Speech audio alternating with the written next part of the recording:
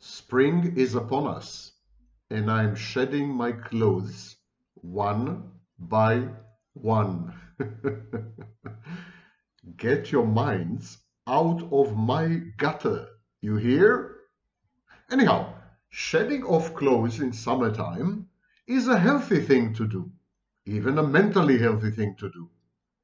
But how do you know? How can you tell that you're mentally healthy?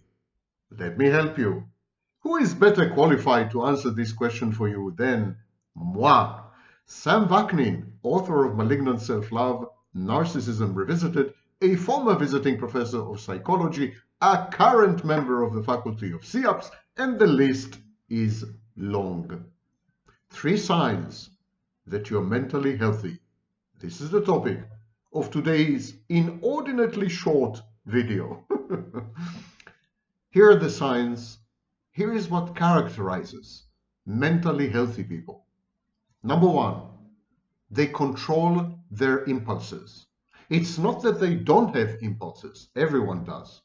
Everyone has urges and drives and lucid fantasies and wishes and dreams and rage attacks and you name it. Everyone wants to act from time to time. You know the famous saying, I'm going to kill him. That's an expression, a sublimation of impulse. Impulses are normal, impulses are common, impulses are healthy. Controlling impulses is what makes the difference. Mentally ill people, people with personality disorders, people with mood disorders, people with anxiety disorders, people with psychotic disorders, mentally ill people generally lack impulse control. They have a problem controlling their urges, their drives. They don't know how to sublimate. They don't know how to convert instincts and drives and urges and impulses into socially acceptable modes of expression and manifestation.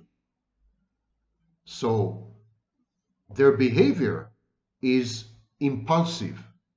The behavior of mentally ill people is impulsive. It's reckless. It's crazy making. It's defiant. It's unpredictable. And it's a bit terrifying, frankly speaking. Impulse control.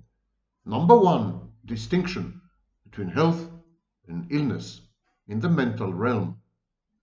Number 2, mentally healthy people are aware of who they are, aware of what they're doing, their actions, and aware of the consequences of their actions. 3 types of self-awareness, which are usually the outcomes of process known as introspection. Intro, inside, inward, spection, looking, to look inwards. Mentally healthy people have conducted or are conducting a SWOT analysis all the time. Strengths, weaknesses, opportunities, and threats. They know themselves, mentally healthy people. They know their strong points, their advantages, they know their shortcomings. They are fully cognizant of their behavior. They have a very powerful conscience, superego, call it what you want, inner critic, a voice or a constellation of voices that inform them that some things are wrong to do and others are right to do. They are able to anticipate and extrapolate the consequences of their actions, and they're fully willing and able to hold themselves accountable and to pay the price when and if they had misbehaved. Make amends if necessary. These are healthy people. And of course, the opposite of all this, these are mentally ill people, people with mental health problems. They are not aware of who they are. They have an inflated view of themselves, like the narcissist, who is grandiose. They have a deflated view of themselves, like, for example, the codependent. They are not aware of their strengths. and shortcomings. They exaggerate either or. They are subject to voices which are hostile, ego incongruent, self-negating, self-destructive. They are sometimes not aware of their own actions because they are dissociative, or because they are confabulating, or because they are goal-oriented to the point of not caring about whether their actions are right or wrong. The psychopath, for example. And above all, it's as if they are immune to the consequences of their actions, mentally ill people. As if mental illness is a kind of permit, kind of permission to act wrongly, to misbehave, to engage in egregious misconduct, in ostentatious violation of all boundaries and rules, individual and societal. So this lack of self-awareness, coupled with entitlement, coupled with a euphoric state of mind that seems to confer upon mentally ill people a kind of cosmic immunity. This combination indicates mental illness. And number three, mentally healthy people always choose to minimize harm, do no wrong, or as little wrong as they can. Minimize harm to themselves, this is known as self-love, and minimize harm to others, and this is known as empathy. Mentally ill people, even post-traumatic people, people who've been traumatized, and yes, even borderline personality, people with borderline personality disorder, and even codependents, mentally ill people generally have a reduced level of empathy.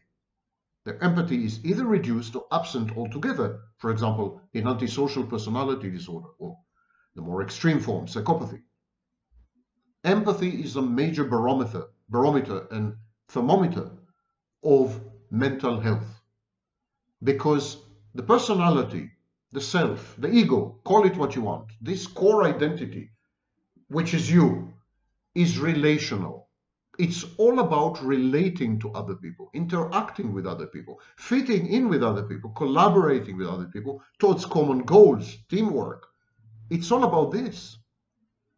In the absence of a context, in the absence of a human environment, you don't exist.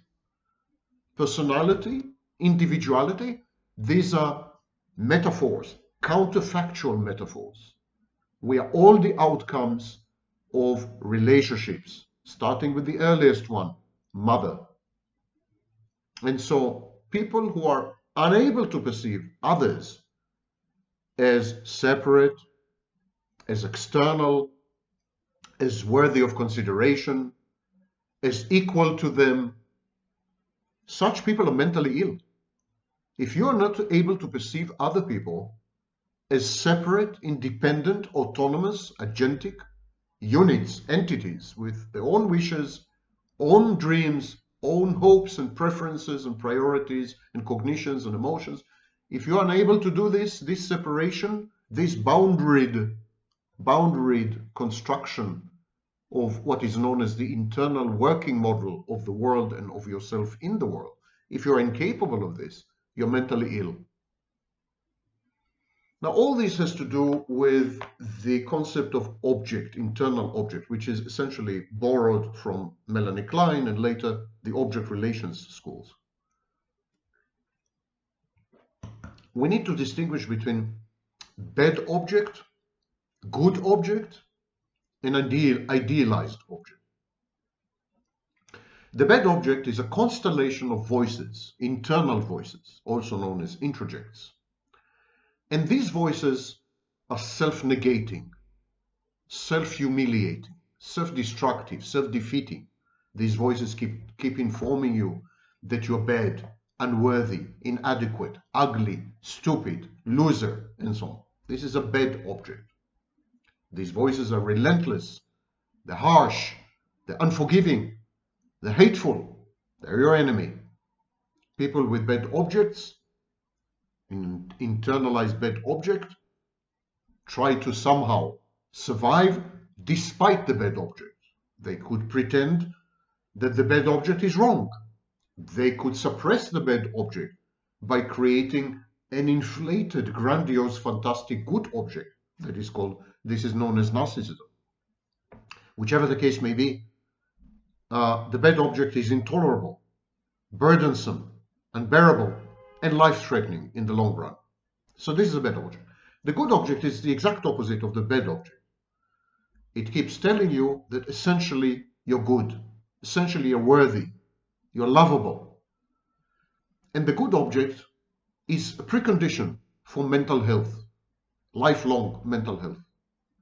People with the good object are resilient, they're flexible, they're able to cope with life because they have a stable, sturdy inner core which keeps informing them that you're okay. You're okay despite everything. You can do it because you have what it takes and because you're lovable, because you will always find people to love you and to support you and so on. So that's a good object. And then there's the idealized object. The idealized object resembles a good object because it says the same things basically. You're amazing, you're beautiful, you're lovable, you're this, you're that. So people often confuse the good object with the idealized object. But the difference between the two is that the good object is grounded in reality. It is not hyperbolic. It's not exaggerated. It's not a caricature.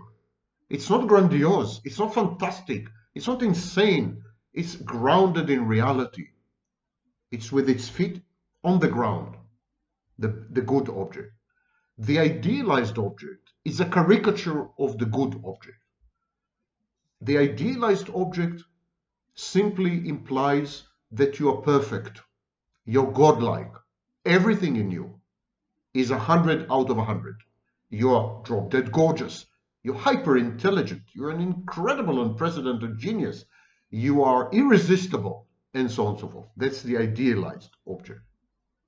Now, only the good object is grounded in reality. Only the good object has nuances, is shades of gray. Not everything in the good object is 100% good, totally perfect. The good object provides a compass, a navigation compass, orientation, and affords its owner with the ability to calibrate and recalibrate. Always get it more or less right heuristically. Both the bad object and the idealized object are fantasy-based. They're not real. They're divorced from reality. They impair reality testing. They're the outcomes of splitting. The idealized object informs its owner that he is all good while the world is all bad, that he is superior while the world is inferior. The bad object does exactly the opposite. It informs its owner that she is all inferior and the world is superior, that she is a failure while all others are successful, that she is irredeemably corrupt and bad and unworthy. This is the outcome of the primitive infantile defense mechanism of splitting. Either you're all bad and the rest of humanity is all good, in which case you're in possession of a bad object, or you are perfect, you're perfection reified, while the rest of humanity sucks. And that's the idealized object. And of course, they don't provide appropriate guidance. They're very misleading and they lead to dysfunction and self-defeat and self-destruction. And the good object is not the outcome of splitting. The good object doesn't say you're all good. It says there are aspects of you which are good. And taking into account these aspects, you are likely to be loved. You're likely to succeed. It's a probabilistic model, so to speak. Now, mental health emanates only, exclusively from the existence of a good object. A bad object and an idealized object lead to mental illness, mental health disorders, and mental health dysfunctions. We know, for example, that narcissism is founded, pathological narcissism is a compensatory reaction to the existence of a bad object or the existence of an idealized object. The owner of an idealized object suspects deep inside that it's not real. And therefore, the idealized object is actually a bad object in camouflage. It's in itself compensatory. We'll discuss in a forthcoming video the fact that the narcissist must accommodate all these layers and layers and layers of camouflage and compensation on a constant basis. Pathological narcissism is a form of multitasking, but that's for another video. That's all I had to say today, and I wish you a merry spring and a warm summer. Stay with me for the next episode.